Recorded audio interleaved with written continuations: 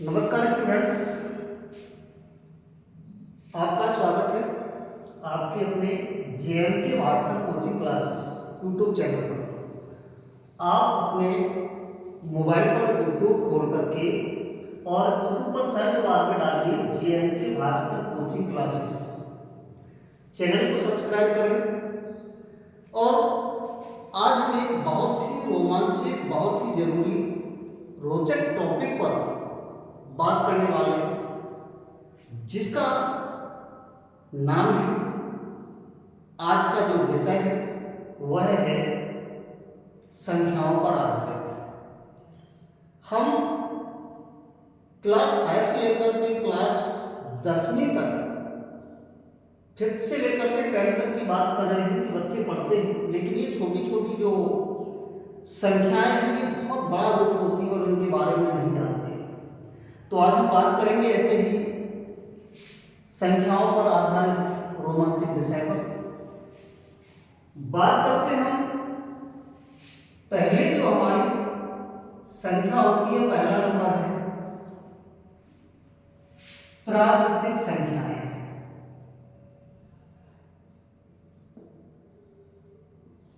प्राकृतिक संख्याएं, साथियों प्राकृतिक संख्याएं किन्हें कहते हैं? प्राकृतिक संख्याएं जो वह होती हैं जो 1 से लेकर के 1, 2, 3, 4, 5 अनंत तक जाती हैं। प्राकृतिक संख्याएं वे कहलाती हैं जो 1 से लेकर के अनंत तक जाती हैं। ये प्राकृतिक संख्याएं हमको आना बहुत ही जरूरी है। हम इनके बारे में समझ पाएंगे कि आखिर प्राकृतिक संख्याएं क्या होती हैं। इनको संख्याओं को रटने की जरूरत नहीं है, इनको केवल एक बार समझना है। हम नहीं जानते हैं कि प्राकृतिक संख्याएं क्या होती हैं, तो प्राकृतिक संख्याएं 1 से लेकर के अनंत तक जो संख्याएं जाती हैं उनको हम बोलते हैं प्राकृतिक संख्याएं। दूसरे नंबर पे आती है हमारी पूर्ण संख्याएं। क्या आती है? पूर्ण संख्याएं। पूर्ण संख्याएं क्या कहलाती है? पूर्ण संख्याएं हमारी वह होती हैं जो 0, 1, 2, 3 यानी कि पूर्ण संख्याएं वो होती हैं जो 0 से लेकर के अनंत तक जाती हैं। प्राकृतिक संख्याओं और पूर्ण संख्याओं में अंतर क्या है? प्राकृतिक संख्या हमारी 1 से शुरू होती है और अनंत तक जाती है, और पूर्ण संख्याएं वह होती है जो 0 से शुरू होती हैं और अनंत तक जाती है। बात करते हैं हम तीसरे नंबर पे सम संख्याएं। बात करते हैं तीसरे नंबर पे सम संख्याएं। सम संख्याएं क्या होती हैं? सम संख्याओं के बारे में बात करें तो 2, 4, 6, 8 और 8, यानी कि जो 2 से पूरी विभाजित संख्या हो जाती है वो सम संख्या कहलाती है। किसी भी संख्या में यदि 2 का भाग चला जाता है, पूर्ण तरीके से वो 2 से डिवाइड हो जाती है, तो हमारी सम संख्याएं होती हैं।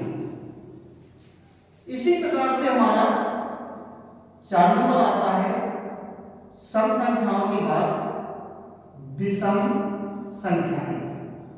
विषम संख्याएं, देखिए छोटी छोटी संख्याएं हमारे लिए और हमारे विषय गणित के लिए बहुत ही अति महत्वपूर्ण होती हैं। तो ये विषम संख्याएं क्या होती हैं? विषम संख्याएं 1, 3, 5, 7 और 8, यानी कि जिसमें हमारा 2 से पूरी तरह से भाग नहीं जाता है या 2 से पूरी तरीके से विभाजित नहीं होती हैं, उनको हम विषम संख्याएं कहते हैं।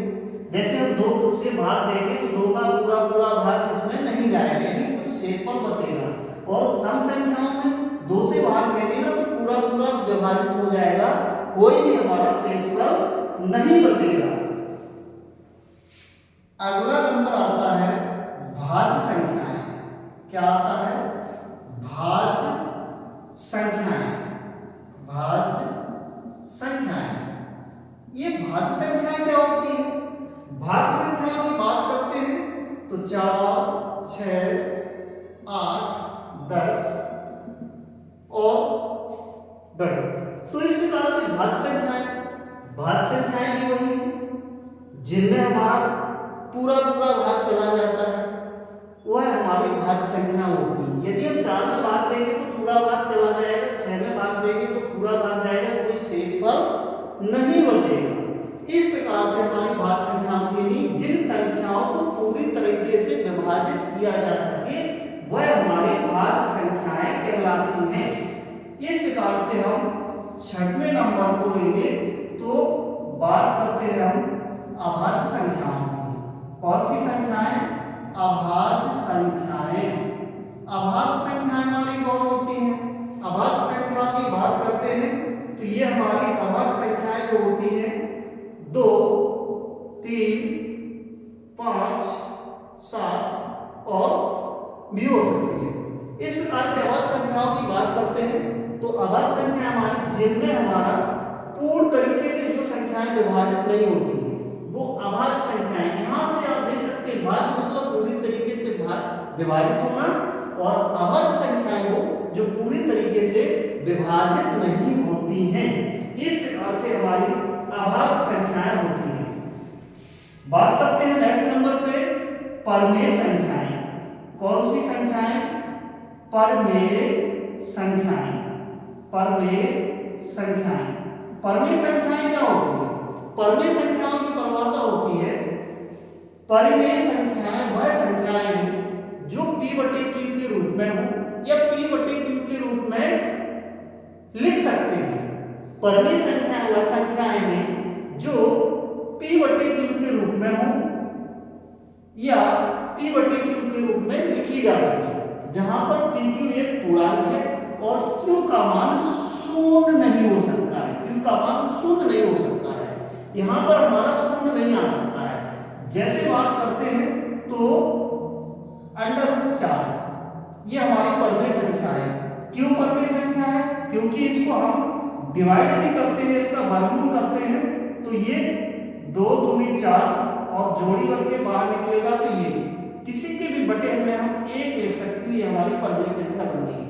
इस प्रकार से हमारे p/q के रूप में कोई भी संख्या होती है वो परमेय संख्या कहलाती है। कुछ भी हमारा 1/2, 3/5, 4/6 इस प्रकार की जो संख्या होती है हमारी वो परमेय संख्या होती है।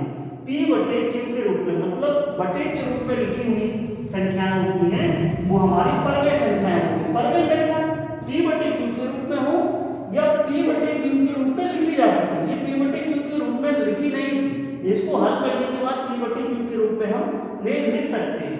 तो लिखी जा सके या p/q के रूप में हो ऐसी संख्याओं को हम परमेय संख्या कहते हैं जहां p एक पूर्णांक है और q का मान शून्य नहीं हो सकता। मतलब यहाँ पे जो हर में लिखा हुआ है वहां पर 0 नहीं हो सकता है। ये हमारी परमेय संख्याएं होती हैं। अपरिमेय संख्याएं। कौन सी संख्याएं? अपरिमेय संख्याएं। अपरिमेय संख्याएं। अपरिमेय संख्याएं क्या होती है?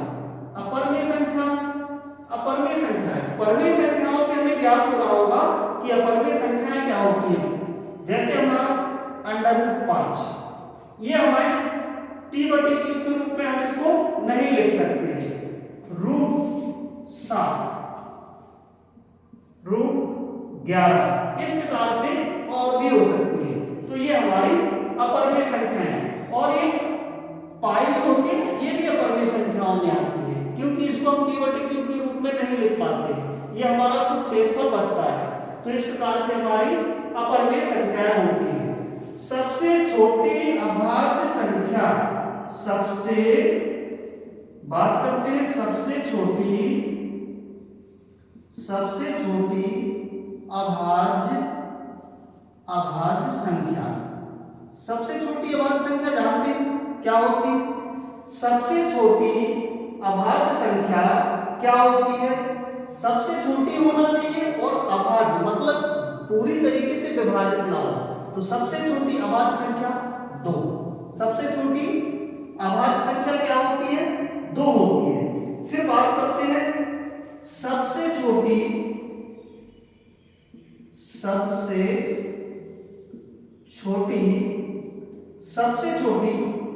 भाज्य संख्या, सबसे छोटी सम अभाज्य संख्या,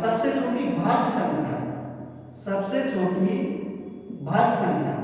अब भाज्य हो और सबसे छोटी हो और भाज्य हो, तो सबसे छोटी भाज्य संख्या क्या है? 4। सबसे छोटी भाज्य संख्या क्या है? 4। सबसे छोटी भाज्य संख्या क्या है? 4। और सबसे छोटी भाज्य संख्या 4, सबसे छोटी सम अभाज्य संख्या, सबसे छोटी सम अभाज्य संख्या, सबसे छोटी सम अभाज्य संख्या, सबसे छोटी सम अभाज्य संख्या। सबसे छोटी सम अभाज्य संख्या क्या है? सबसे छोटी भी हो और अभाज्य भी हो, तो सबसे छोटी सम अभाज्य संख्या है 2। क्या है? सबसे छोटी सम अभाज्य संख्या है 2। इसके बाद बात करते हैं हम सबसे छोटी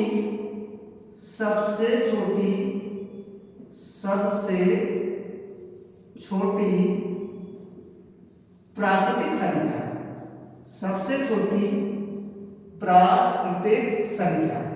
सबसे छोटी प्राकृतिक संख्या क्या होती है? हम सभी जानते हैं प्राकृतिक संख्या कहां से शुरू होती है? 1 से और अनंत तक जाती है। तो सबसे छोटी प्राकृतिक संख्या क्या हो सकती है? 1। सबसे छोटी प्राकृतिक संख्या क्या है? 1। और इसी प्रकार से हम बात करते हैं सबसे छोटी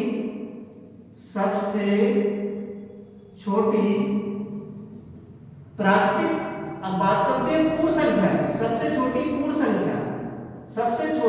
संख्या क्या होती है? सबसे छोटी पूर्ण संख्या की बात करें तो पूर्ण संख्याएं कहां से शुरू होती हैं? 0 से शुरू होती है और अनंत तक जाती हैं पूर्ण संख्याएं। तो सबसे छोटी पूर्ण संख्या क्या होगी? सबसे छोटी पूर्ण संख्या होगी आपकी 0 होगी। कितनी होगी? 0 होगी। एक लास्ट पॉइंट की बात करते हैं, सबसे छोटी पूर्ण संख्या क्या होगी? 0। अब बात करते हैं, क्वेश्चन कभी कभी आता है कि एक संख्याओं में 1 से 100 तक की संख्याओं में 1 से 100 तक की संख्याओं में एक कितनी बार आता है? ये कभी कभी क्वेश्चन पूछ लिया करते हैं और क्वेश्चन आ जाता है और हम नहीं बता पाते हैं।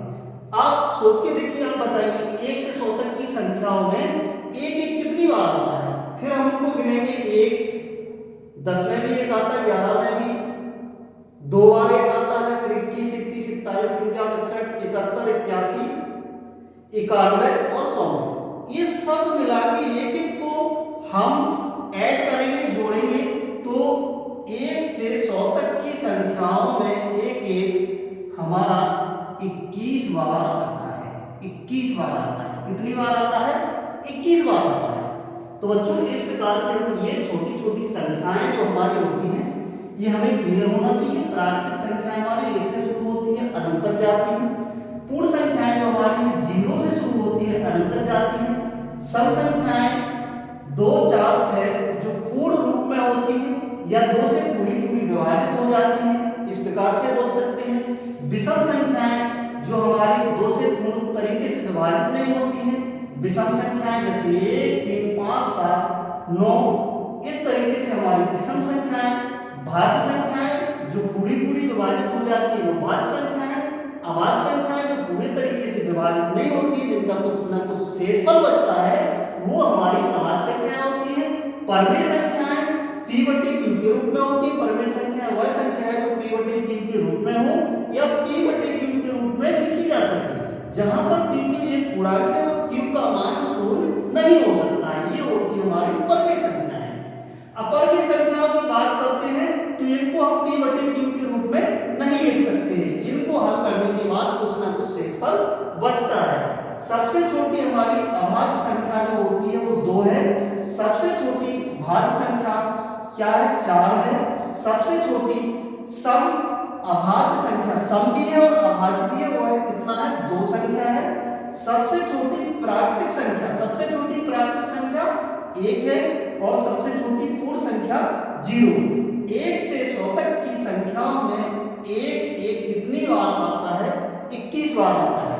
और एक और पॉइंट की बात कर लेते हैं तो 15 नंबर पे, तो इसमें हम बात कर सकते हैं पाई का मान क्या होता है? पाई का मान, पाई का मान हमें सवालों में लिखने के लिए आ जाता है और हम सोचते हैं क्या है, तो इसको याद रखो।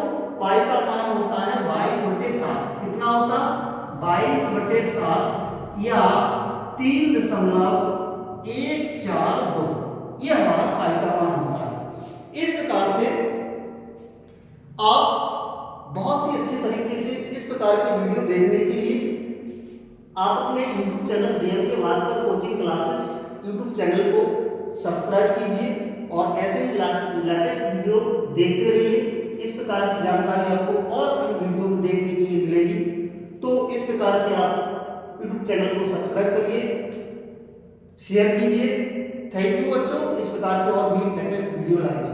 Thank you so much.